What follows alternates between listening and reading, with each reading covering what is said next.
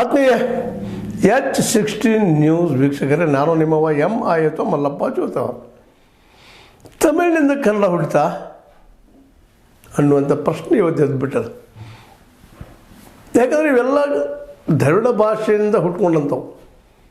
ದಕ್ಷಿಣದ ಈ ಎಲ್ಲ ಭಾಷೆಗಳು, ತಮಿಳಾಗಿರ್ಬೋದು, ಕನ್ನಡ ಆಗಿರ್ಬೋದು, ಜೊತೆಗೆ ಮಲಯಾಳಂ ಆಗಿರ್ಬೋದು, ತುಳು ಆಗಿರ್ಬೋದು, ತೆಲುಗಾಗಿರ್ಬೋದು, ಇವರೆಲ್ಲ ಮೂಲ ದ್ರವಿಡ ಭಾಷೆ. ತಮಿಳು ಭಾಷೆ ಯಾವಾಗಾಯಿತು? ಇದನ್ನು ಯಾರು ಕಂಡು ಹಿಡಿದ್ರು? ವಿಶೇಷವಾಗಿ ದ್ರವಿಡ ತಜ್ಞರು, ದ್ರವಿಡ ಭಾಷಾ ತಜ್ಞರು ಈಗಾಗಲೇ ಅದನ್ನು ಪ್ರೂವ್ ಮಾಡಿದ್ದಾರೆ. ಒಂದಂತೂ ಸರಿ, ಅದರಲ್ಲಿ ಎರಡು ಮಾತಿಲ್ಲ. ಏನಪ್ಪ ಅಂದ್ರೆ, ತಮಿಳು ಕನ್ನಡಕ್ಕಿಂತಲೂ ಹಳೆಯದಾದ ಭಾಷೆ. ಸಂಗಮ ಸಾಹಿತ್ಯವನ್ನು ನೆನಪಿಸಿಕೊಂಡಾಗ, ಅಲ್ಲಿ ಚಿಲಪ್ಪಧಿಕಾರವಂಥ ಕೃತಿಗಳನ್ನು ಗಮನಿಸಿದಾಗ ಸಹಜವಾಗಿ ತಮಿಳ ಹಳೆಯ ಭಾಷೆ, ಹಿರಿಯ ಭಾಷೆ ಅಕ್ಕ ಅನ್ಬೋದು ನಾವು. ಆದರೆ ತಮಿಳಿನಿಂದಲೇ ಕನ್ನಡ ಹುಟ್ಟೈತಿ ಅನ್ನುವಂಥದ್ದು ಸುತಾರಾಮ್ ಒಪ್ಪುವಂಥ ವಿಷಯ ಅಲ್ಲ ಅನ್ನೋದು ಭಾಷಾ ತಜ್ಞರ ಅಭಿಪ್ರಾಯ. ಅದು ನಮ್ಮ ಕಮಲ್ ಹಾಸನ್, ತಮಿಳು ಕಮಲ್ ಹಾಸನ್, ಇವತ್ತು ನಾವು ಕಮಲ್ ಹಾಸನ್ ನೋಡೋ ಮುಂದೆ ಇಡೀ ಒಂದು ದೇಶದ ಕಲಾವಿದ ಇವರು ಅಂತ ನೋಡ್ತಾ ಇರ್ತೀವಿ. ನಾವು ಕೇವಲ ತಮಿಳರವರು ಅಂತ ನೋಡ್ತಾ ಇರೋದಿಲ್ಲ. ಕನ್ನಡದಲ್ಲಿ ಒಳ್ಳೆಯ ಪಾತ್ರಗಳು ಮಾಡಿ ಹೋಗಿದ್ದಾರೆ, ಒಳ್ಳೆ ಫಿಲ್ಮ್ ಕೊಟ್ಟು ಹೋಗಿದ್ದಾರೆ ಅವರು. ಅವ್ರ ಬಗ್ಗೆ ಎಲ್ಲ ಕನ್ನಡಿಗರು ಹೆಮ್ಮೆ ಇದೆ. ಆದರೆ ಅವರೆಲ್ಲ ಹೇಳಿ ಸತ್ಯ ಅಂತಲ್ಲ. ಯಾಕಂದರೆ ಕಮಲ್ ಹಾಸನ್ ಅವರು ಮಾತಾಡ್ತಾರೆ, ಇದು ಸತ್ಯದಂತಲ್ಲ. ಯಾಕಂದರೆ ಅವರು ಭಾಷಾ ತಜ್ಞರಲ್ಲ, ದ್ರವಿಡ ಭಾಷೆ ಬಳಕೆ ಅಭ್ಯಾಸ ಮಾಡಿದವರಲ್ಲ. ಏನೋ ಒಂದು ಮಾತಾಡಿದ್ದಾರೆ, ಅದು ಇವತ್ತು ವೈರಲ್ ಆಗ್ತಾಯಿದೆ. ಇಲ್ಲ ತಮಿಳಿನಿಂದ ಕನ್ನಡ ಹುಟ್ಟಿತು ಅಂತೇಳಿ. ಇವತ್ತು ಕನ್ನಡದಿಂದ ತೆಲುಗು ಹುಟ್ಟಿತು ಅಂತ ಹೇಳೋಕ್ಕಾಗ್ತದನ? ತೆಲುಗಿನಿಂದ ಮಲಯಾಳಂ ಹುಟ್ಟಿತು ಅಂತ ಹೇಳೋಕ್ಕಾಗ್ತದನ?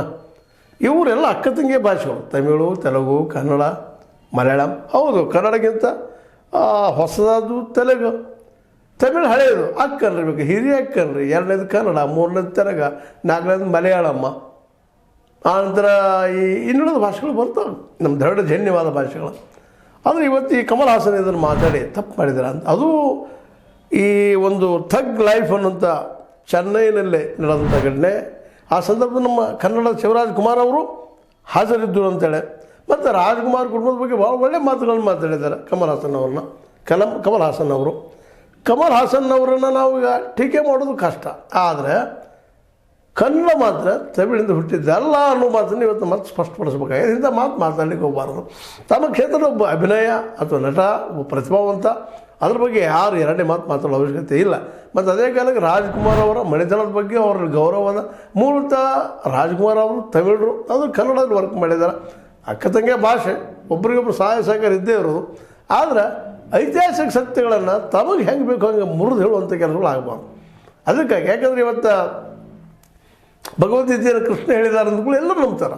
ಹಾಗೆ ಇವತ್ತು ಕಮಲ್ ಹಾಸನ್ ಅವರು ಒಬ್ಬ ದೊಡ್ಡ ಸ್ಥಾನದಲ್ಲಿದ್ದಾರೆ, ಒಳ್ಳೆಯ ನಟ ಇದ್ದಾರೆ ತಮಿಳಿನಲ್ಲಿ. ಅದು ಮತ್ತು ತಮಿಳಿನಲ್ಲಿ ಅವರನ್ನು ಒಬ್ಬ ಆರಾಧ್ಯ ದೈವವನ್ನು ನೋಡ್ತಾರೆ. ಮತ್ತು ಇನ್ನೊಂದು ನೆನಪಿಡಬೇಕಾದ ಒಂದು ಗಂಭೀರವಾದ ವಿಷಯ ಏನಪ್ಪ ಅಂದರೆ, ತಮಿಳು ಸಿನಿಮಾ ರಂಗ, ಅದು ತಮಿಳರು ವಿಶೇಷವಾಗಿ ಭಾವನಾಜೀವಿಗಳು.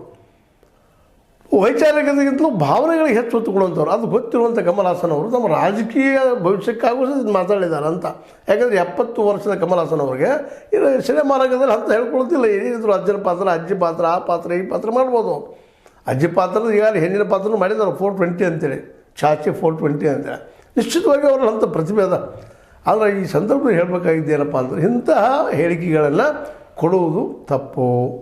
ಇವತ್ತು ಕಮಲ್ ಹಾಸನ್ ಅವರು ಕೊಡಲಿ, ನಮ್ಮ ಶಿವರಾಜ್ ಕುಮಾರ್ ಅವರು ಕೊಡಲಿ, ಮತ್ತಾರು ಕೊಡಲಿ, ಆ ಸಂದರ್ಭದಲ್ಲಿ ಶಿವರಾಜ್ ಕುಮಾರ್ ಅವರು ಇದ್ದರು. ಮೋಸ್ಟ್ಲಿ ಅವರು ಭಾಷಾ ತಜ್ಞರಲ್ಲ, ಅದಕ್ಕಾಗಿ ಮೌನ ಆಗಿರ್ಬೋದು. ಅಥವಾ ಕಮಲ್ ಹಾಸನ್ರ ಬಗ್ಗೆ ಅವ್ರಿಗೆ ಭಾಳಷ್ಟು ಗೌರವ ಅದ. ಯಾಕಂದರೆ ಅವ್ರ ತಂದೆ ಬಗ್ಗೆ ಅಂದರೆ ಡಾಕ್ಟರ್ ರಾಜ್ಕುಮಾರ್ ಅವ್ರ ಬಗ್ಗೆ ನಮ್ಮ ಕಮಲ್ ಹಾಸನ್ ಅವ್ರಿಗೆ ಭಾಳ ಗೌರವ ಅದ. ಹೀಗಾಗಿ ಅವ್ರು ತಮಿಳರದ ಗೌರವ ಅದರೋ, ದೊಡ್ಡ ನಟ ಅಂತ ಗೌರವ ಅದರೋ, ಅದು ಬೇರೆ ವಿಷಯ, ಅದು ಚರ್ಚೆ ವಿಷಯ.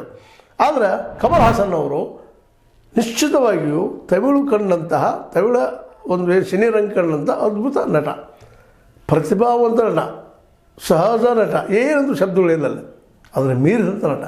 ಆದರೆ ಇಂಥ ಸಂದರ್ಭ ಬಂದಾಗ ಕನ್ನಡ ಅನ್ನುವಂಥದ್ದು ಏನಪ್ಪ ಅಂತಂದ್ರೆ ತಮಿಳಿಂದ ಹುಟ್ಟೈತಿ ಅನ್ನುವಂಥ ಮಾತು ಮಾತ್ರ ವಿವಾದಾಸ್ಪದ. ಯಾಕಂದರೆ ಈಗ ಹೇಳಿದ ಇವಾಗ ಸಂಗಮ ಸಾಹಿತ್ಯ ಆಗಿರ್ಬೋದು, ಶಿಲಪ್ಪಧಿಕಾರಂ ಅನ್ನುವಂಥ ಪ್ರಥಮ ಕೃತಿ ಆಗಿರ್ಬೋದು, ಇವೆಲ್ಲರೂ ಹೌದು ಹಳೇದಪ್ಪ ಅದು ಅಂತ ತಮ್ಮನ್ನು ಒಪ್ಪಿಸ್ತದೆ.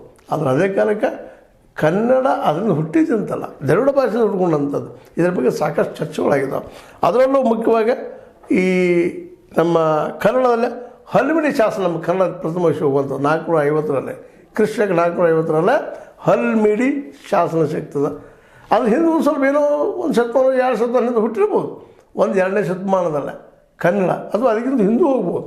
ಯಾಕಂದ್ರೆ ಈ ಕನ್ನಡದ ಆ ಶಬ್ದಗಳಲ್ಲೇ ಸಂಸ್ಕೃತ ಶಬ್ದಗಳು ಬಳಕೆ ಆಗಿದ್ದಾವೆ. ಅವು near to the Dravidian language ಇದ್ದಾವೆ. ಇವತ್ತಿಗೆ ಅದನ್ನು ನಾವೆಲ್ಲರೂ ದ್ರವಿಡ ಭಾಷೆಯ ಜನ್ಯ ಕನ್ನಡಪ್ಪ ಅಂತ ಒಪ್ಕೊಳ್ತಾ ಇದ್ದೀವಿ. ಆದರೆ ತಮಿಳು ಜನ್ಯ ಅಲ್ಲ, ತಮಿಳು ಸಹಿತ ಅದು ದ್ರವಿಡ ಜನ್ಯ ಅನ್ನೋದನ್ನು ಇವತ್ತು ಕಮಲ್ ಹಾಸನ್ ಅಂತವರು ತಿಳ್ಕೊಂಡು ಮಾತಾಡ್ಬೇಕಾಗ್ಯದ. ತಿಳಿಲಾರ್ದ ಮಾತಾಡಿದ್ರೆ ನಾವು ಅನ್ನೋನು ಬಟ್ ಹಂಗೆ ಅನ್ಲಿಕ್ಕೆ ಆಗೋದಿಲ್ಲ. ಯಾಕಪ್ಪ ಅಂತಂದ್ರೆ ತಮಿಳರ ಮೇಲೆ ಅವರು ಸ್ವತಃ ತಮಿಳರಿರೋದರಿಂದ ತಮಿಳರ ಮೇಲೆ ಅದು ಅತಿಯಾದ ವಿಶ್ವಾಸ, ಪ್ರೀತಿ, ಜೊತೆಗೆ ರಾಜಕೀಯವಾಗಿ ಅದು ಲಾಭ ಮಾಡ್ಕೊಳ್ಬೇಕು ಅನ್ನುವಂಥದ್ದು ಅದ. ಈ ಎಲ್ಲ ದಿಶೆಯಲ್ಲೇ ನಮ್ಮ ಈ ಕಮಲ್ ಹಾಸನ್ ಅವರು ಒಂದಿಷ್ಟೇನೋ ಎಲ್ಲೋ ಎಡವಿದ್ರೋ ಏನೋ ಅಂತ ಅನ್ಬೋದು ನಾವು.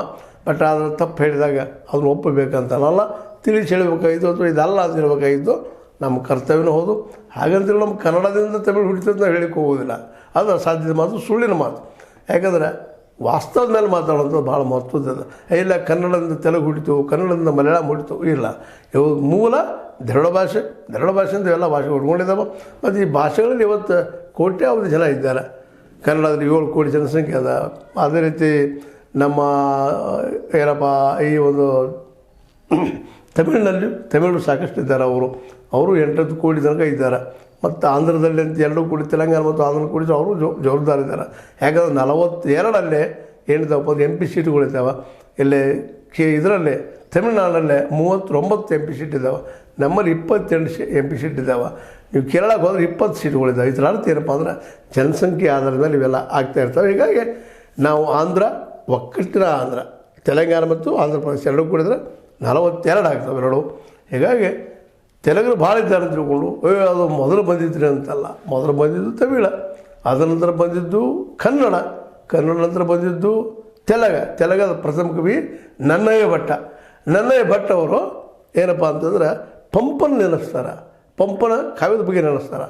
ತೆಲುಗಲ್ಲಿ ಪ್ರಥಮ ದೊಡ್ಡ ಕವಿ ಅವರು ನನ್ನಯ್ಯ ಭಟ್ಟ. ಇದರರ್ಥ ನಂತರ ಬಂದ 3ನೇದು ಅಕ್ಕ ತಂಗಿಯ ಭಾಷೆ ಅಂತ ನಾವು ಹೇಳ್ಬೋದು. ಈ ತಮಿಳಿನಿಂದ ಕನ್ನಡ ಹುಟ್ಟಿತು, ತೆಲುಗು ಹುಟ್ಟಿತು, ಮಲಯಾಳಂ ಹುಟ್ಟಿತು, ಇಂಥೆಲ್ಲ ಮಾತುಗಳು ಮಾತಾಡೋದು ತಪ್ಪು ಅಂತ ಹೇಳ್ತಾ, ಕಮಲ್ ಹಾಸನ್ರ ಬಗ್ಗೆ ನಮ್ಗೆ ಇವತ್ತು ಗೌರವ ಅದ. ಹಾಗಂತೇಳಿ ಅವರು ಹೇಳಿದ್ದಾರೆ ಅಂತ ತಿಳ್ಕೊಂಡು ಅವ್ರ ಬಗ್ಗೆ ಟೀಕೆ ಅಂತ ಅಲ್ಲ, ಸತ್ಯ ಅವ್ರಿಗೆ ಗೊತ್ತಿರಲಿ. ಯಾಕಂತಂದ್ರೆ ಸತ್ಯ ದೊಡ್ಡದು ಅನ್ನುವಂಥದ್ದು. ಏನೇ ಇರಲಿ, ಒಟ್ಟಿನಲ್ಲಿ ಕಮಲ್ ಹಾಸನ್ರವರು ಈ ಸಂದರ್ಭದಲ್ಲಿ ಮಾತಾಡಿದ್ದರಿಂದಾಗೆ ಈ ಚರ್ಚೆ ಮಾಡಬೇಕಾಗಿತ್ತು. ಯಾಕಂದ್ರೆ ನಮ್ಮ ಜನಕ್ಕೂ ಗೊತ್ತಾಗಬೇಕಾಗ್ತದೆ. ಇಲ್ಲ ಕಮಲ್ ಹಾಸನ್ ಹೇಳಿದರೆ ಮುಗಿದು ಬಿಡಿದ್ರು. ನಮ್ಮಲ್ಲಿ ಇವತ್ತು ಏನಾಗ್ಯದಪ್ಪ ಅಂತಂದ್ರೆ ಓದುವುದಕ್ಕಿಂತ ಹೆಚ್ಚಿಗೆ ವ್ಯಾಟ್ಸಪ್ ಯೂನಿವರ್ಸಿಟಿ ಇದ್ದಾವೆ. ನಮ್ಮಲ್ಲಿ ವ್ಯಾಟ್ಸಪ್ ಯೂನಿವರ್ಸಿಟಿಯಾಗಿ ಏನು ಬರ್ತಾವೆ ಅದೇ ಖರೆ ಅಂತ ಹೇಳುವಂಥ ಜನ ನಾವು ಕೂಡಿದ್ದೀವಿ. ಅದರ ವಾಸ್ತವ ಬೇರೆನ. ವ್ಯಾಟ್ಸಪ್ ಸುದ್ದಿಗಳು ಹಾಗೆ ಹೇಳ್ತಿರ್ತಾರೆ, ಬರ್ತಿರ್ತಾರೆ, ಮತ್ತೆ ಮಾಡ್ತಿರ್ತಾವೆ. ಈ ದೇಶದಲ್ಲಿ ಹಿಂದೂ ಮುಸ್ಲಿಂ ಅನೇಕ ಗಲಭೆಗಳಿಗೆ ಈ ವ್ಯಾಟ್ಸಪ್ ನ್ಯೂಸೇ ಕಾರಣ. ವ್ಯಾಟ್ಸಪ್ ಯೂನಿವರ್ಸಿಟಿಗಳು ಇವತ್ತು ತಮಗೆ ಅನಿಸಿದ್ದನ್ನು ಹೇಳಿಬಿಡ್ತಾವೆ. ಅಲ್ಲೇ ಏನಾಗಿಬಿಡ್ತದಪ್ಪ ಅಂತಂದ್ರೆ ಗೊಂದಲಗಳು ಸ್ಟಾರ್ಟ್ ಆಗ್ತಾವೆ. ಅಂಥ ಗೊಂದಲ ಇಲ್ಲಿ ಆಗಬಾರ್ದು, ಸ್ಪಷ್ಟತೆ ಇರಲಿ ನಮ್ಮಲ್ಲೆಲ್ಲ ಅಂತ ಹೇಳ್ತಾ, ಇವತ್ತು ನಾವು ಕಮಲ್ ಹಾಸನರ ಕನ್ನಡ ತಮಿಳಿಂದ ಹುಟ್ಟಿತು ಅನ್ನುವಂಥದ್ದನ್ನು ಒಪ್ಪಲಾರದು, ಅದು ಖಂಡಿಸ್ತಾ, ಜೊತೆಗೆ ಕನ್ನಡ, ತಮಿಳು, ತೆಲುಗು, ಮಲಯಾಳಂ ಮತ್ತು ಅದೇ ಕಾಲಕ್ಕೆ ನಮ್ಮ ಇನ್ನೂ ಕನ್ನಡದ ಜೊತೆಗಾರ್ತಿ ಭಾಷೆಗಳನ್ನು ನಾವು ಇವತ್ತು ಒಪ್ಕೊಳ್ತೇವೆ. ಎಲ್ಲ ದ್ರವಿಡ ಭಾಷೆಗಳಂತ ಹೇಳ್ತಾ, ನಿಮಗಿದು ವಿಡಿಯೋ ಲೈಕ್ ಆಗಿರ್ಬೋದು. ಕಮಲ್ ಹಾಸನ್ ಬಗ್ಗೆ ಅವ್ರು ಕೊಟ್ಟಂಥ ಹೇಳಿಕೆ ಬಗ್ಗೆ ಇನ್ನೊಮ್ಮೆ ಅದನ್ನು ಅಲ್ಲಗಳದ ಹೇಳೋದಿಷ್ಟ. ಕನ್ನಡ ಭಾಷೆ ತಮಿಳಿನ ನೀವು ತಂಗಿ ಇರಬಹುದು ವಿನಃ ಮಗಳು ಅನ್ಲಿಕ್ಕೆ ಸಾಧ್ಯ ಇಲ್ಲ ಅಂತ ಹೇಳ್ತಾ ಈ ಮಾತನ್ನು ಮುಗಿಸ್ತಾ ಇದ್ದೀನಿ. ನಿಮ್ಗೆ ಲೈಕ್ ಆಗಿರ್ಬೋದು, ಲೈಕ್ ಮಾಡಿ, ಶೇರ್ ಮಾಡಿ, ಕಮೆಂಟ್ ಮಾಡಿ, ಜೊತೆಗೆ ಸಬ್ಸ್ಕ್ರೈಬ್ ಆಗೋದು ನಿಲ್ಲಿಸಿ ಹೋಗ್ಬೇಡ್ರಿ. H16 ನ್ಯೂಸ್ ಅರ್ಥತೆ ಸೀತಾರಾಮ್ ಇದು ಸತ್ಯದ ಕೈಗೆ ನಡಿ. ವಂದನೆಗಳು.